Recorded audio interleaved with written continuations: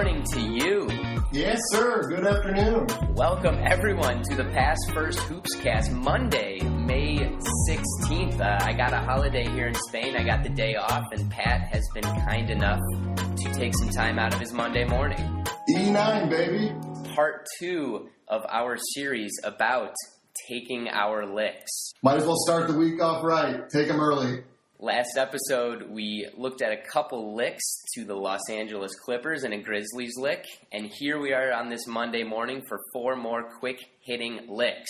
Are you ready to hop right in? Yeah, we might as well hop on in. Well, before, actually, I said something last time about clutch games, so games when the Pistons were within 5 points with less than 5 minutes left, and I said that we were 5th best in the league. The teams we were behind were the Warriors, Spurs, Raptors, and Clippers. So some nice company there. Right up there with all the big boys. Those Clippers stats being improved in their 2 close ones versus us. Yep, they made sure to improve those versus us, that's for sure. Not very excited to get into this Memphis game, I can tell you that.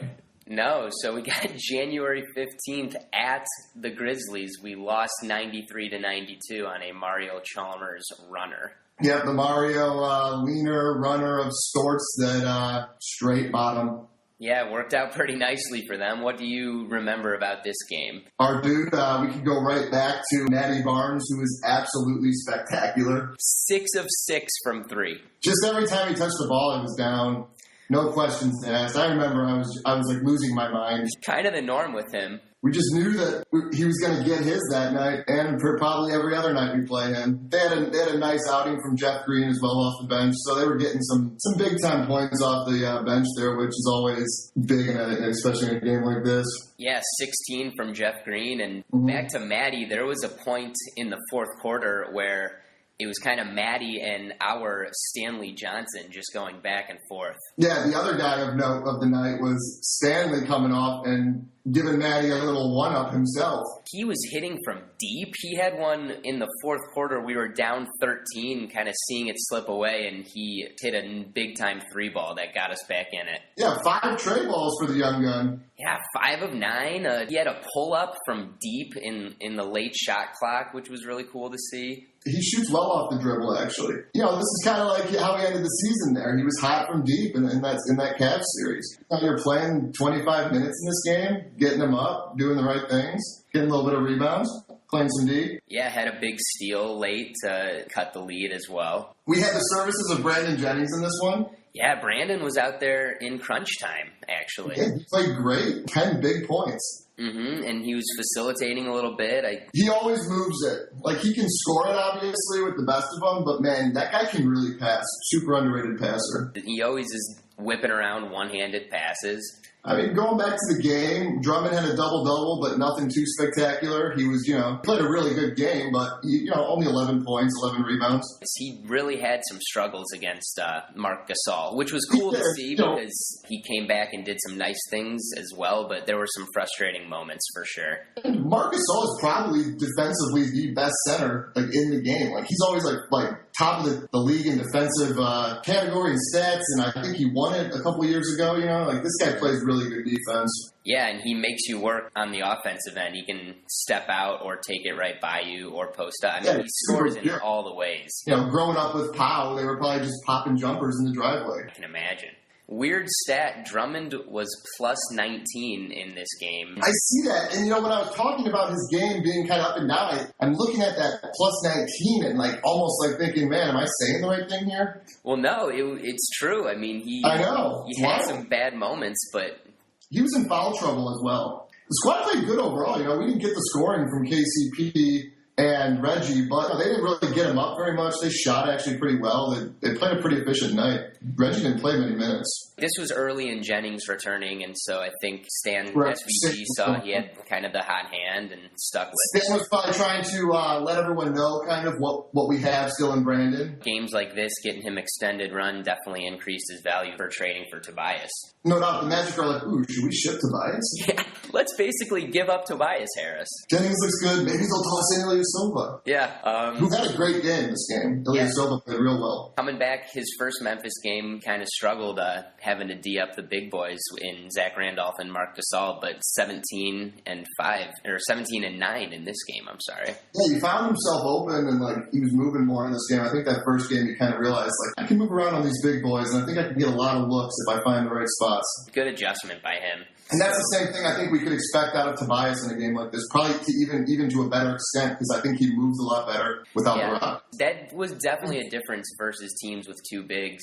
Ilyasova isn't as good dribbling around and taking his man, right. But Tobias, that's his specialty. Exactly. So this took us to 21 and 18, and 2 nights later we came back and took down the Warriors on Ben Wallace night. Kind of the common theme, we lose these tough ones, and then we bounce right back, and a lot of times I feel like we had games at home the next one, and it was really nice to go back to the friendly home area of the Palace. And a great sign. We grew in the right ways from a lot of these.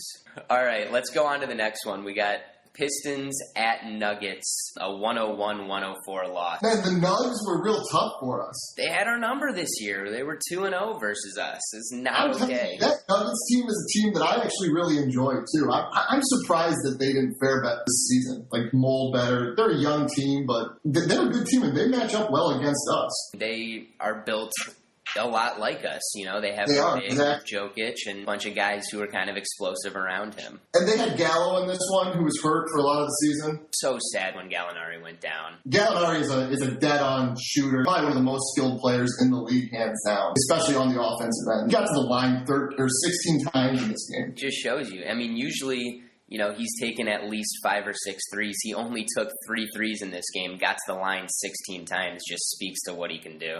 He can go inside outside kind of, because what is he 6'11"? 6'10". Wow, man, these modern day 3 men. Denver's 17 and 26 going into this game. We're 23 and 20. We should win, and we're up 9 at half. We're kind of coasting, and then played really well in that first half. These are games on the calendar you kind of mark off. You're we got to go out to Denver, which is tough, but this should be a W. But a third quarter stinker like we saw a couple times in the playoffs. We got outscored 39-20. That third quarter gets the Pistons just like it so often gets me in 2K. Yeah. Have one of those fourth quarters where we kind of rev it up and for the guy that's still watching at home, you give him life on the couch there at the end when he's getting his second win for the night after maybe taking a snooze during the third. Yeah, that third might have put you to sleep, and then you hop up 5 minutes left in the fourth, and it's a tie game.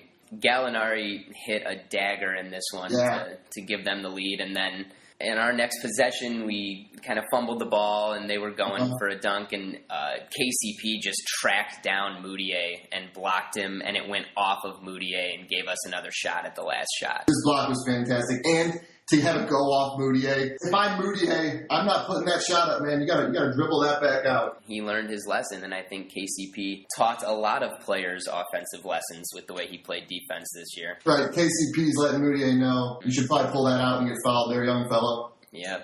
Reggie had a good look right at the end.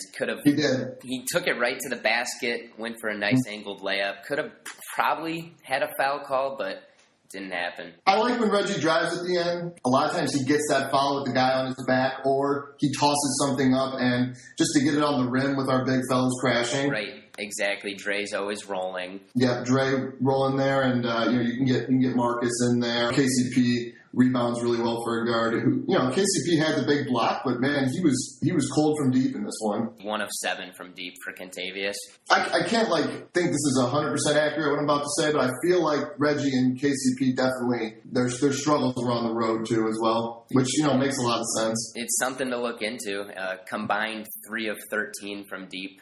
Right, but Reggie had 8 dimes. He was getting the guys involved. Marcus had a nice night, but nothing too much on these starters. And Dre didn't really show up this game. No, Dre 4 and 8. Not really sure what happened. We had Baines going for a big double tonight. You love when Aaron gets those. He played 30 minutes, so there's no way. 13 points, 10 rebounds. He's gonna get his numbers. Man, 6 of 7 from the field. He was really playing well in this one. And actually, one thing that was really cool last time we talked about playing Baines and Drummond together, and in this Western Conference semifinal series with the Spurs and the Thunder, the Thunder had great success playing their two bigs together against the Spurs, and that's what kind of proved too much. Absolutely. And I think when you have two young stallions like the Thunder have, and kind of like we have in Baines and Dre, it's tough to pound up against that. They obviously, Tim and LaMarcus and David West are a little older.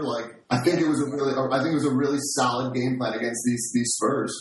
Yeah, SVG had a great interview with Zach Lowe. I love that. So real. Talking about SVG, this guy, he's just going to say exactly how he's feeling. Takes the question and he answers it. It's beautiful, man. That was so much fun to see that day. That was really exciting for us. Yeah, that was a pleasant surprise. But he was talking about just giving the Thunder credit for constructing their team in a way that allows them to give a lot of different looks at any moment, including, being able to run two bigs out there when needed. I'm telling you, the depth in this league, especially late in the season when you get to the playoffs and getting yourself into the playoffs, is so important.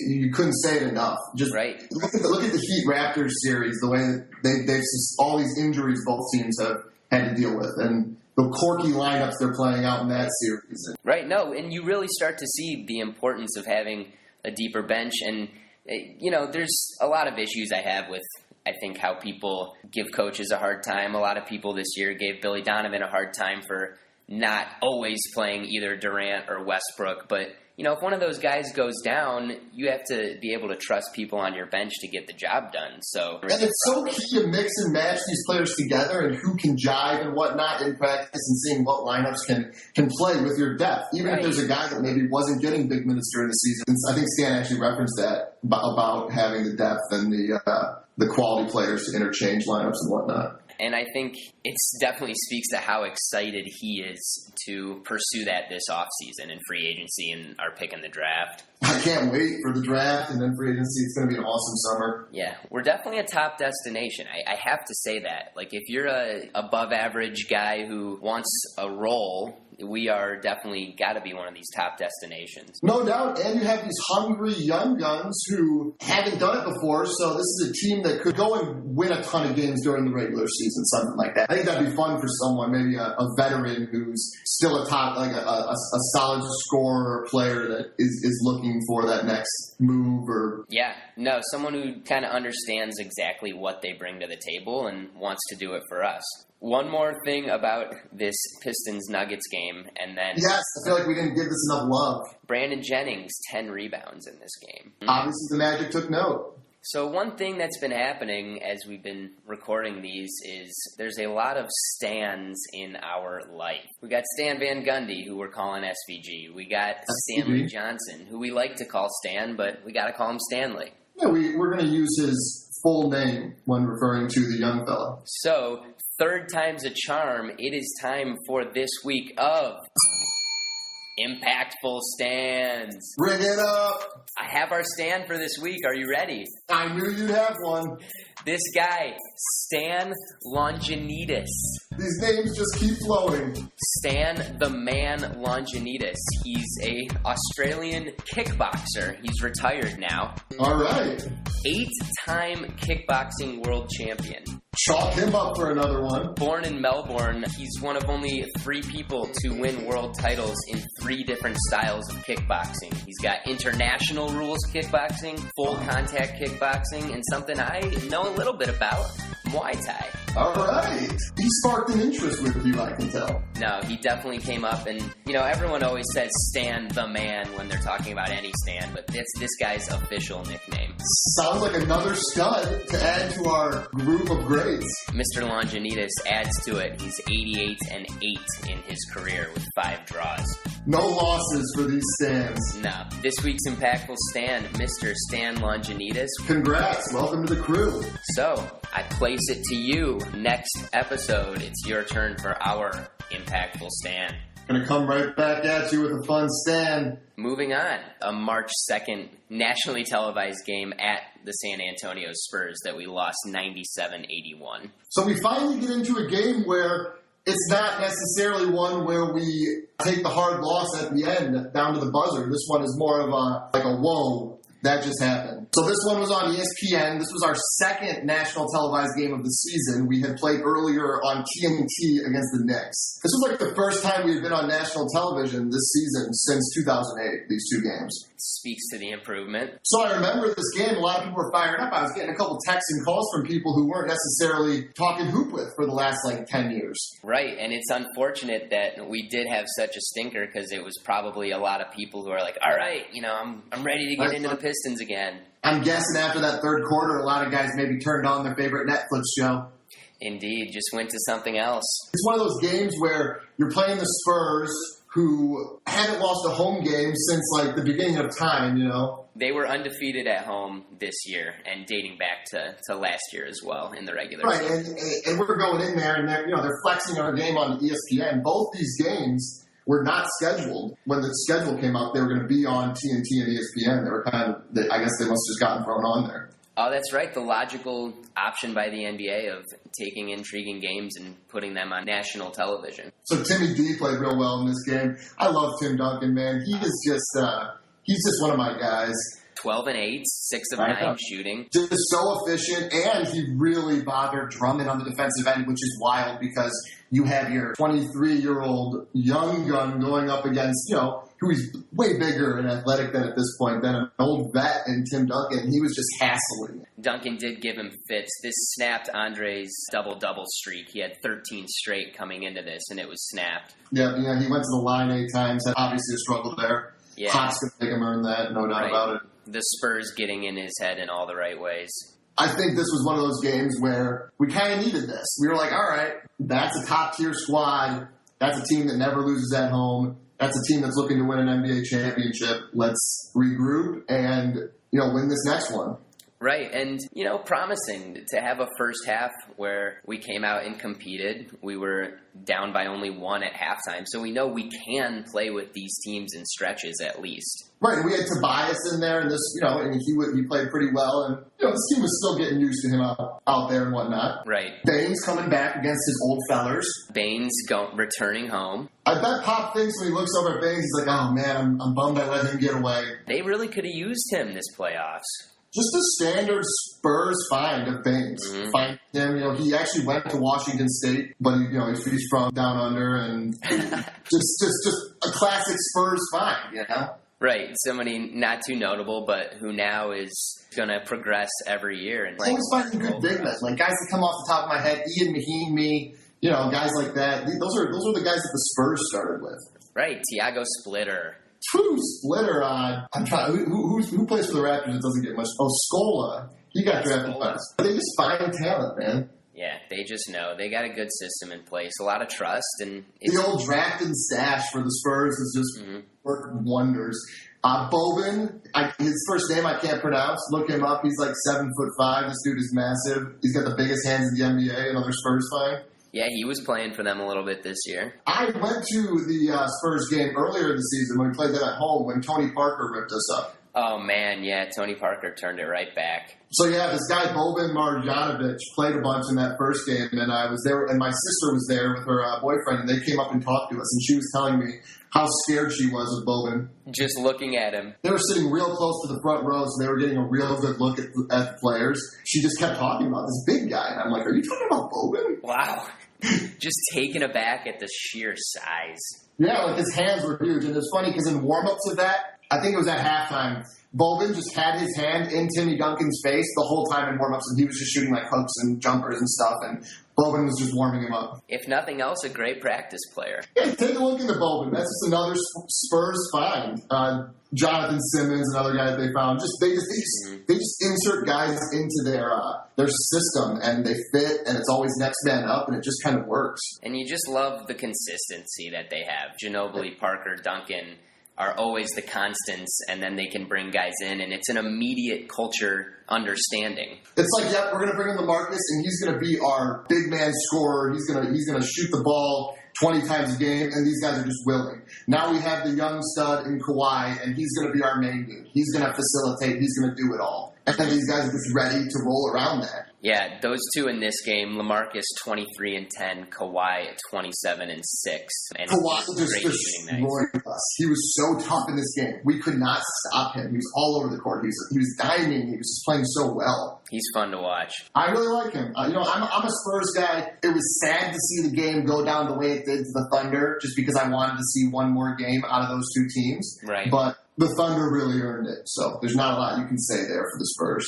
Mm-mm. Yeah, this was a 97-81 loss, took us to 31-30, and we came back 3 nights later, went to New York, and lost to the Knicks by 13. That's tough. This was March game, right? Yeah. So we were starting to get to the point where we're like, all right, like we got to string wins together to get this 8 spot. There's a bunch of teams hovering around here. To go and lose at the Knicks like that was insanely brutal. People stopped taking notice at that point. We were 1-2 versus the Knicks this year. Another team that just kind of had us. Like I'm saying, we had to earn everything. Yeah, and more learning. We came back the next night after the Knicks loss and beat the Portland Trailblazers at home, and then went on the road to Dallas and beat them, 2 playoff teams out west. So just responding, and it's crazy. We played the Trailblazers and Dallas tough this season. Like beat Trailblazers a couple times, split with Dallas, I believe. Yeah. Those are 2 teams that you beat, and you're feeling very good about yourself. For a team like us,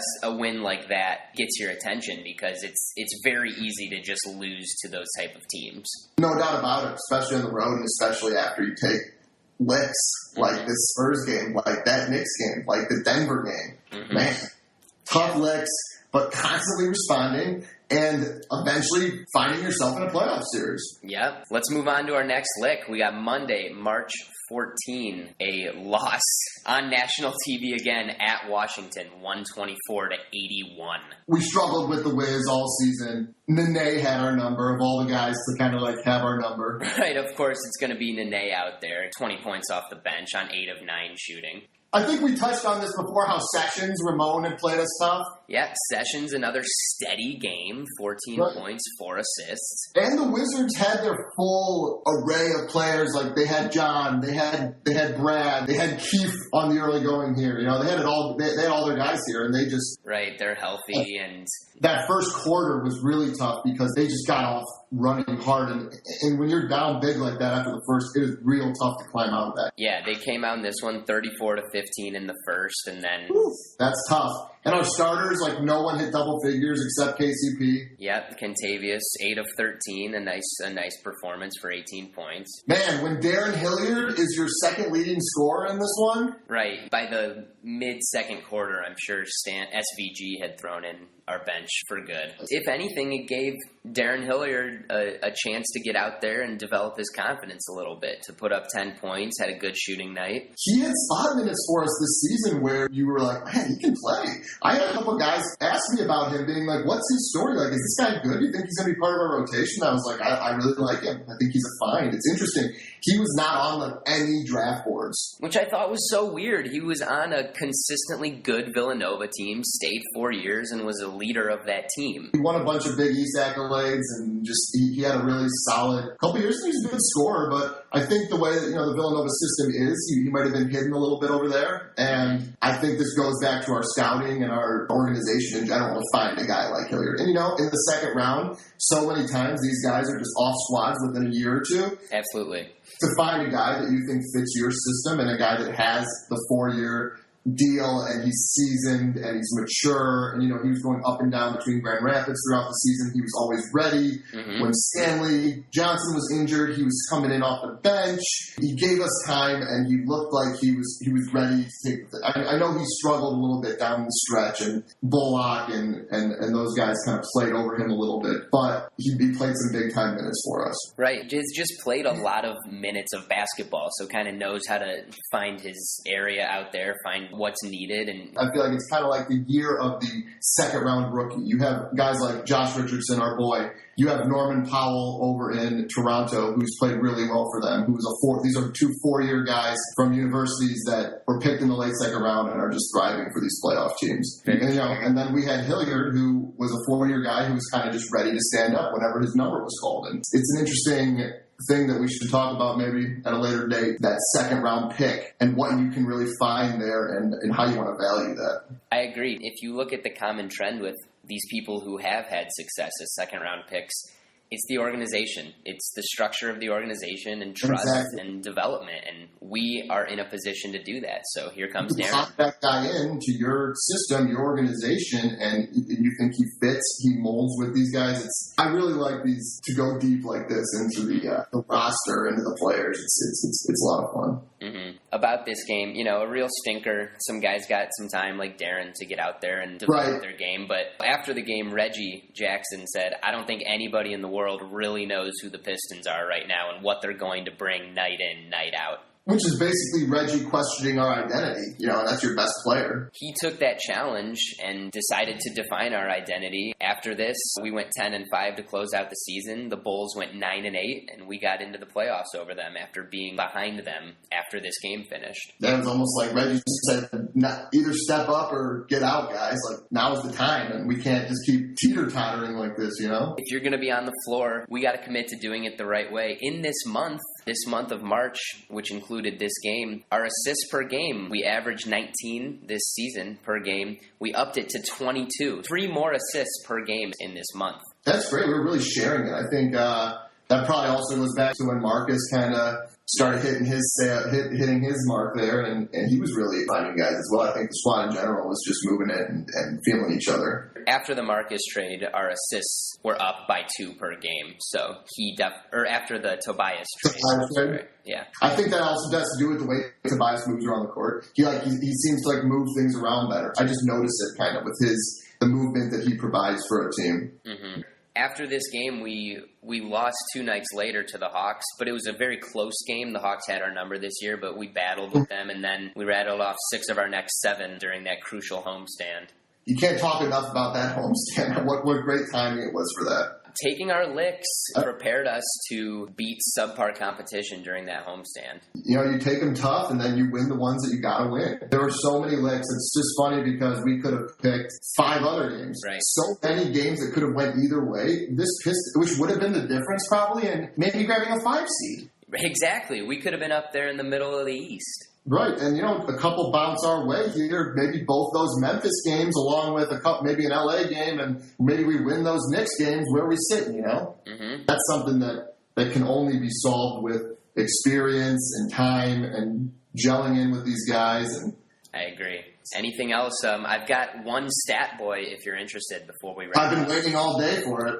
Okay, so nobody needs to inform anyone that Stephen Curry is amazing. No, I think probably everyone's heard of Steph. Yeah, Steph Curry broke the record for 3-point field goals this year. He had 402. Nobody in one season had even gotten above 300. Just destroying the competition. Yeah. Our Isaiah Thomas had a brilliant career as a point guard, 2 championships, many playoff runs, the leader of our team. He played 13 years as a Detroit Piston. In his career, he made 398 3-pointers total. Wow. And Steph made 4. What was his number? 402 for Curry this year alone, and one of the greatest point guards ever, 398 in his career.